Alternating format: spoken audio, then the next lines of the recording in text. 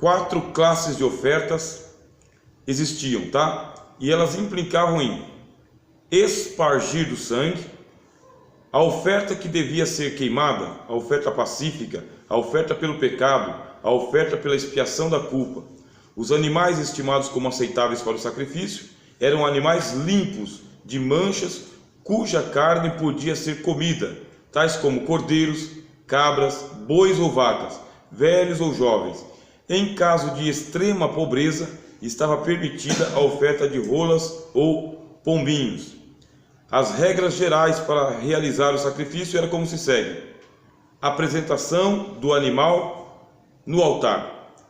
A mão do ofertante se colocava sobre a vítima. A morte do animal. A aspersão do sangue sobre o altar. A queima do sacrifício. Tudo isso aí milimetricamente deve ser observado por um especialista da lei. Eu vou oficiar no templo. Você leu Levíticos? Eu li Levíticos. Você entendeu Levíticos? Não, vai para a escola. Haviam escolas sacerdotais. Quem eram os mestres da lei? Os sacerdotes. Quem entendia tudo de sacrifício? Os sacerdotes. Nasceu meu filho na tribo de Levi. O que eu tenho que fazer com ele? Eu tenho que mandar ele para a escola. Assim, os sacerdotes eles eram semelhantes ao que foram os jesuítas aqui no Brasil. Os jesuítas eles eram os mestres da religião cristã católica no Brasil. E o que eles faziam? Ensinavam o catolicismo, alfabetizavam as crianças, não só crianças, jovens e adultos. Então aquilo que os jesuítas eles foram, porque os jesuítas se aplicaram muito aos estudos, muito mesmo. Assim era também com a tribo de Levi. A tribo de Levi é uma tribo que lia, escrevia, copiava, ensinava, tabulava. A tribo de Levi era especialista nas letras, desde os dias de Moisés até os dias de Cristo. Tanto é que você vai ter lá os sacerdotes, que são os saduceus, letrados, tá? Os saduceus, letrados. Tinha os sacerdotes que eram fariseus. Nem todos os fariseus eram sacerdotes, tá bem? Mas muitos sacerdotes eram fariseus, que eram muito aplicados também ao estudo da lei. E por quê? Porque eu estou falando de lei. Lei tem que se entender muito bem. Um sacerdote levita entendia muito bem, porque tudo está escrito no livro de Levi. Escuta, alguém trouxe uma oferta aqui. Qual que é o passo a passo? Apresentação da oferta no altar. O altar pode ser de qualquer forma? Não. Lá no tempo dos patriarcas, por exemplo, não era permitido que um altar ele recebesse burilamento artesanal. Como que é esse burilamento artesanal? Não podia pegar talhadeira e fazer um altar bem feitinho. No tempo dos patriarcas, o altar era feito de maneira rústica, com pedra lascada mesmo, pedregulho. O altar de Abraão, por exemplo, é desse tipo, tá? Isso não era permitido. Chega o tempo de Moisés. Agora Moisés ele tem um altar específico, que é o altar dos sacrifícios. Nesse altar dos sacrifícios, agora ele está talhado, agora ele está artesanal, ele foi fundido. Quer dizer então que agora tem um trabalho de artesão nele, mas só o altar que está dentro do tabernáculo. E se o sacerdote ele fosse oferecer um sacrifício lá, que nem o caso de Samuel, foi oferecer um sacrifício na casa de Jessé, que tipo de altar que ele tinha que levantar? De pedra lascada. Não era permitido subir com uma talhadeira e fazer um altar bonitinho, tinha que ser de pedra entulhada em cima do outro. Aí vai o Elias lá no alto do Monte Carmelo. Que tipo de altar que ele está oferecendo diante de Deus? Com pedra talhada, com pedra lascada também. Não pode ser pedra talhada, tá bem? A lei já não permitia mais. E por que não? Por causa da especificidade daquele altar do sacrifício que estava dentro do tabernáculo. Ele tinha que ser sui generis, só tinha que ter ele, não podia ter outro. O que Deus quer mostrar para nós?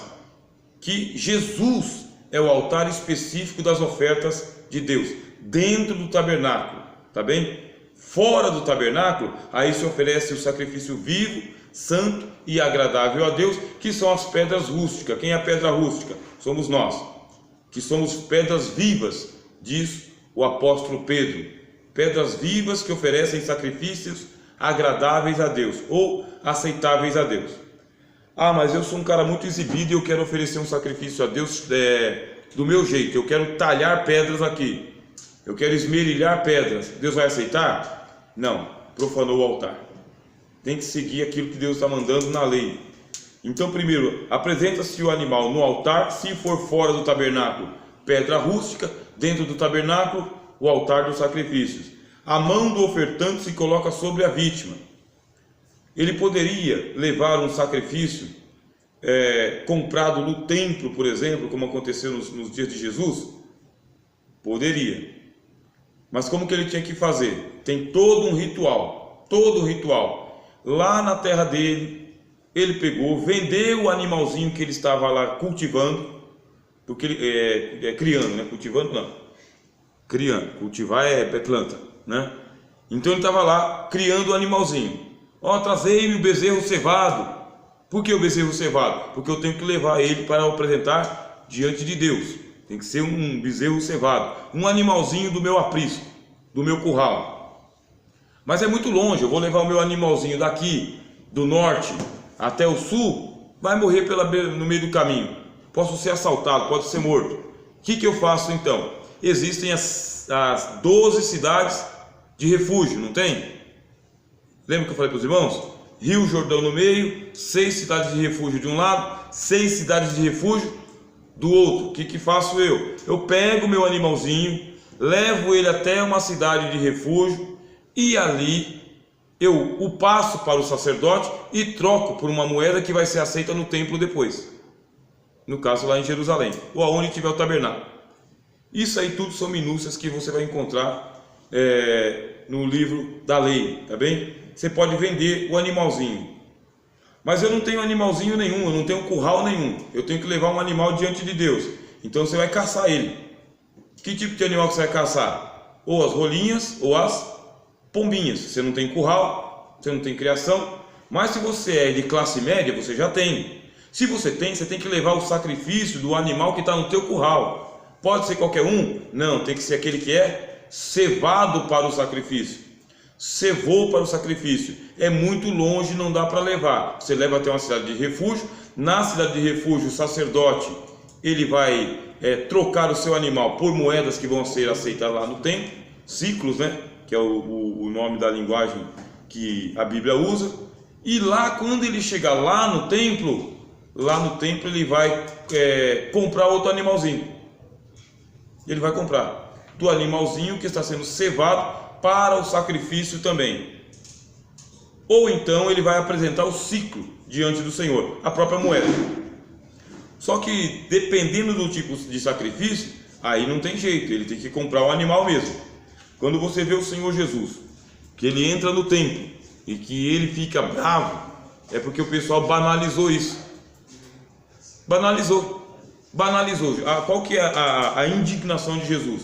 É que o pessoal pegou lá a porta do curral, porta das ovelhas, porta do gado, e lá eles montaram grandes comércios, muitos comércios, e eles profanaram a maneira que a lei estabelecia.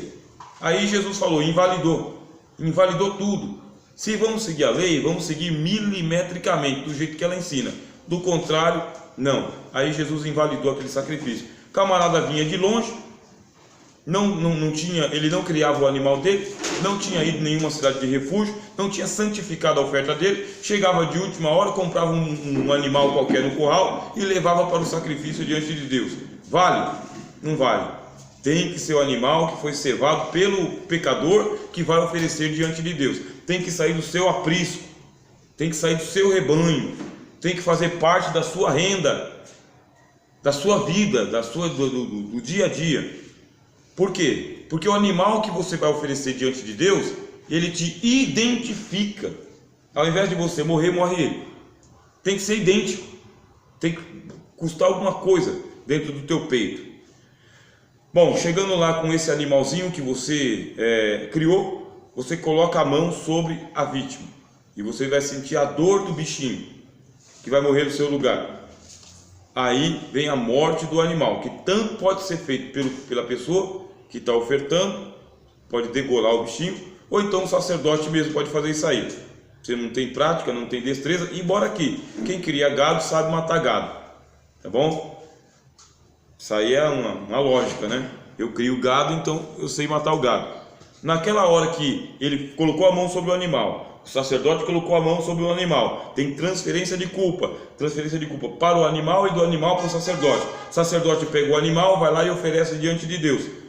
Quando oferece diante de Deus, o que acontece? A fumaça do sacrifício vai subir, mas e o sangue? O sangue tem que ser espargido, tá bem? Sobre o altar, na base do altar, é ali. O sacrifício inteiro tem que ser feito assim. E a queima total do sacrifício. Quando se fala da queima total, é que existem partes que são comestíveis, tem parte que não é comestível. Tem parte que pode ser sacrificado, tem parte que não pode ser sacrificado. Eita, livro complicado isso aqui, hein?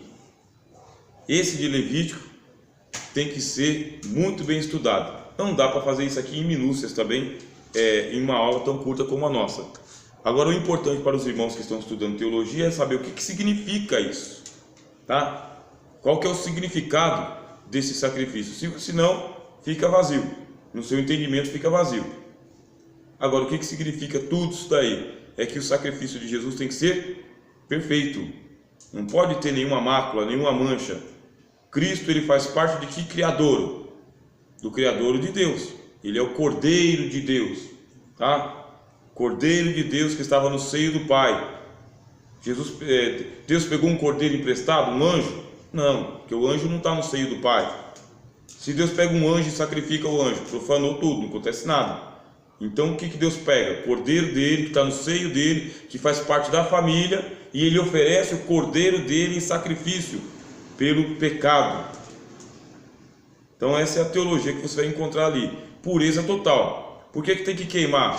Para a fumaça subir. Por que tem que derramar o sangue? Para o sangue descer. O que você purifica? Purifica os céus e purifica a terra. Purifica o espírito e purifica a carne. Purifica a eternidade e purifica o tempo. Tá bom? Tem que entender essa teologia. Eu convido os irmãos a fazerem curso de especialização com o professor Abraão. Ele oferece aqui pelo Instituto, né? Como que é o nome do Instituto de Especialização? ITP, né? ITP, Instituto de Teologia e Pesquisa. É o curso de especialização que tem especialização no Pentateuco, tá bem? 1 ano e meio aí na caminhada com o professor Abraão, se especializando em Pentateuco. No curso bacharel tem que ser assim mesmo, só para colocar sal na água, para ficar com sede. Vamos fazer uma pausa, irmãos.